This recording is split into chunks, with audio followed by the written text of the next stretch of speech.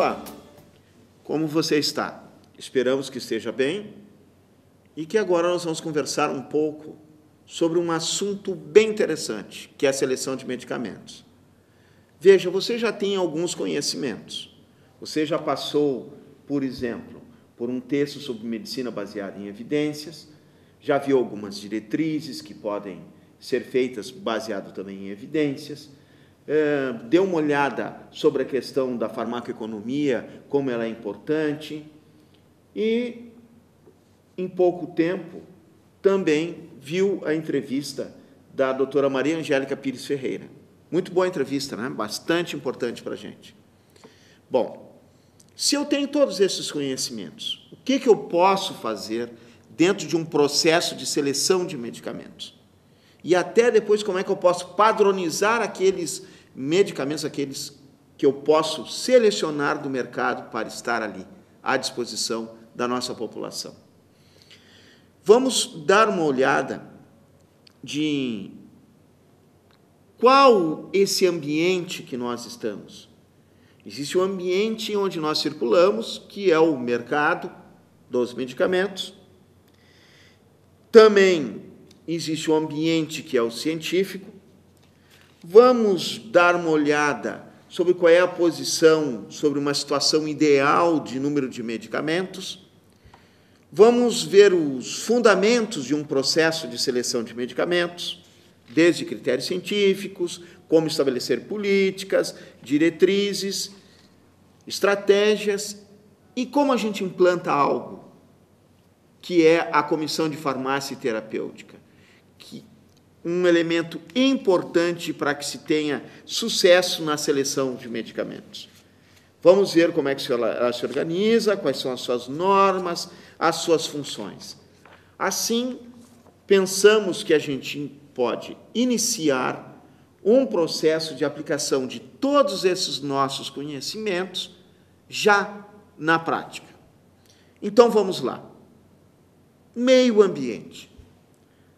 O Dr. Newman, que fez um capítulo do Goodman-Gilman de farmacologia, do livro que todo mundo conhece, que foi publicado alguns anos atrás, nas últimas edições não estava, falava que onde a gente vive, como profissional da saúde, em relação aos medicamentos e às especialidades farmacêuticas existentes, que nós estamos realmente em uma verdadeira selva farmacológica.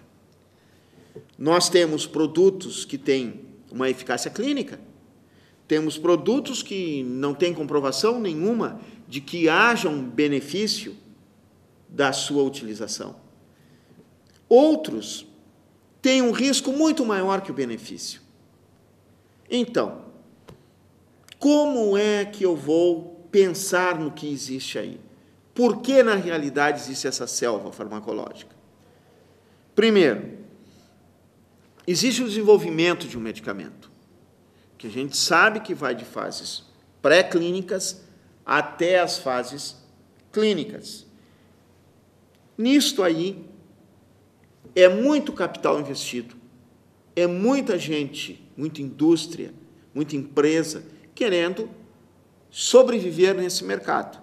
E olhem, se nós olharmos o que o professor Laporte há muito tempo já falava, juntamente com o professor Tognoni, é que as patentes referentes a medicamentos cresceram exponencialmente depois da Segunda Guerra Mundial.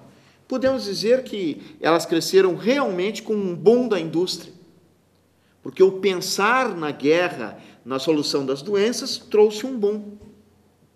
E isto fez com que várias empresas estivessem no mercado e cada uma faz a sua pesquisa, quer desenvolver, quer seu lugar ao sol, e quer ter o seu lucro.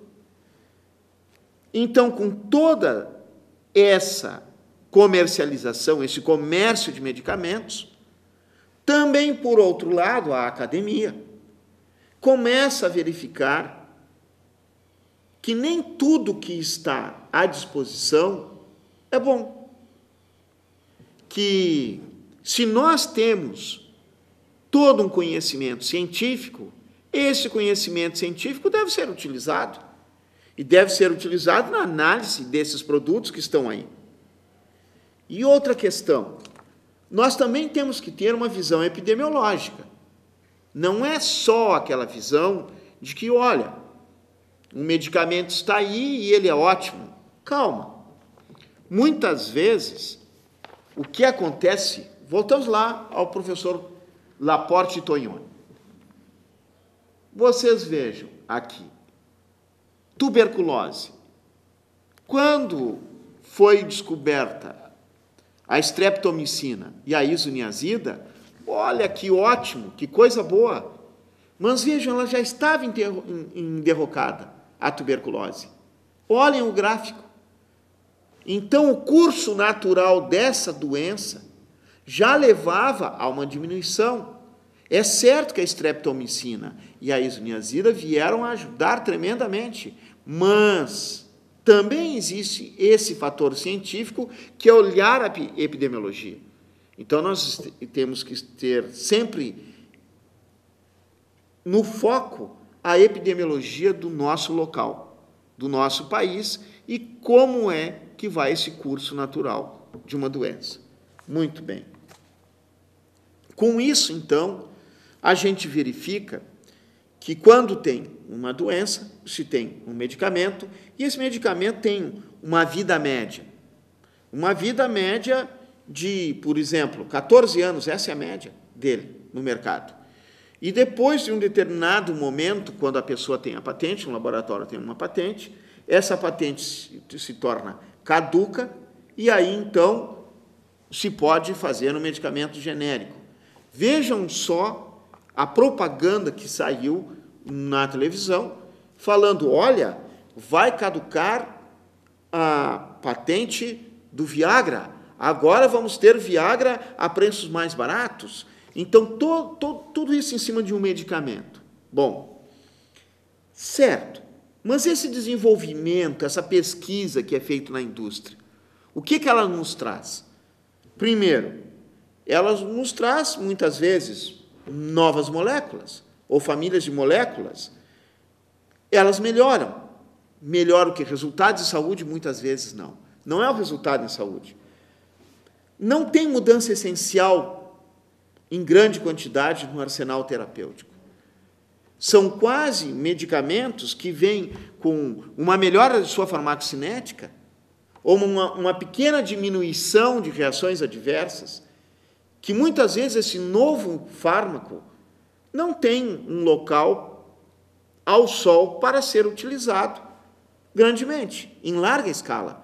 Muitas vezes ele é para um determinado paciente que, ao utilizar um outro fármaco com a mesma indicação, teve uma reação adversa ou necessita, talvez, de uma adequação posológica para o seu viver e ele tem condições de o pagar, tudo bem. Mas não é essa a nossa questão. A nossa questão é estabelecer qual é o medicamento melhor que temos para o uso racional. Peguem o conceito do uso racional. Então, eu tenho que ter um medicamento que seja apropriado para o paciente, naquela indicação, e que possa ser utilizado muito bem por ele e a um baixo custo social. É isso que nos interessa. E que tenha um resultado terapêutico otimizado. Mas nós vivemos num tipo de ambiente onde se tem uma ideia que quanto mais caro, às vezes, é o melhor. E não há uma evidência de que ele seja o melhor. Então, essa questão do capital, uma ideia que a sociedade tem de que um medicamento caro é que, às vezes, é o bom, e não o é, muitas vezes. Nessa ideia se tem de que, olha, quanto maior o número de fármacos, maior a saúde, maior o custo também. Sim, mas será que maior número de medicamentos representa realmente melhor saúde? Ou será que sempre um medicamento, nós estamos naquela fase científica onde nós achávamos que existia uma doença, se faz um tratamento e se tem saúde depois dela.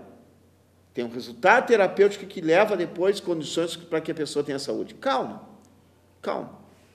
Vejam, lá pela década de 50, se teve a ideia, 2 médicos, ao observar os tuberculosos, de que, olha, esse tratamento preconizado com sais de ouro pode não ser o ideal. O que eles fizeram? Pegaram os pacientes lá do seu sanatório, pegaram 10 pacientes que tinham mais ou menos mesma semelhança com outro grupo de 10 pacientes, e para um grupo trataram com sais de ouro, que era então o tratamento preconizado. E os outros 10 pacientes, vamos dar aquelas medidas de sustentação a eles, os cuidados possíveis de se darem a um paciente tuberculoso, o mal do século.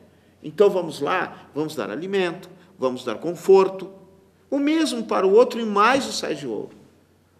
Pasmem, no final se tem morte, um paciente no grupo tratado com sais de ouro e 3 pacientes com reações adversas. E no outro, sim, 2 pacientes com reação adversa, entre aspas, que se sentiram pior, mas ninguém morreu. Ninguém passou tão mal tomando sais de ouro. E olha, aquela questão, eu tenho que fazer algo pelo paciente, então vou usar esse medicamento.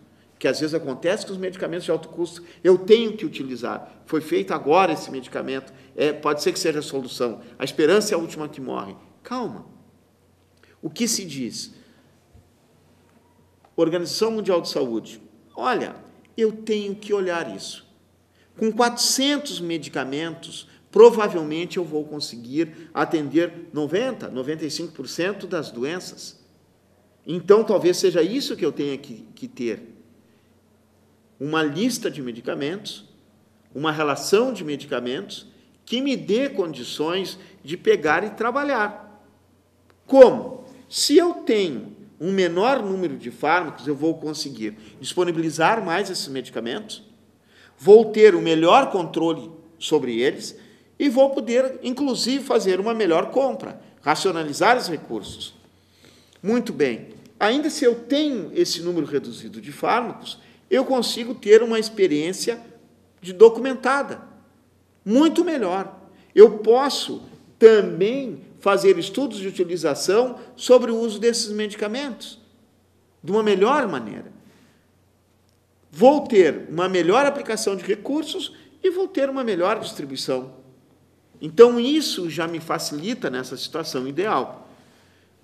Bom, já vamos pensar assim, além de eu ter essa questão econômica e a questão de ter o menor número de fármacos, uma maior informação sobre eles, eu vou poder também, nas atividades formativas e mesmo ao passar informações, uma melhor possibilidade.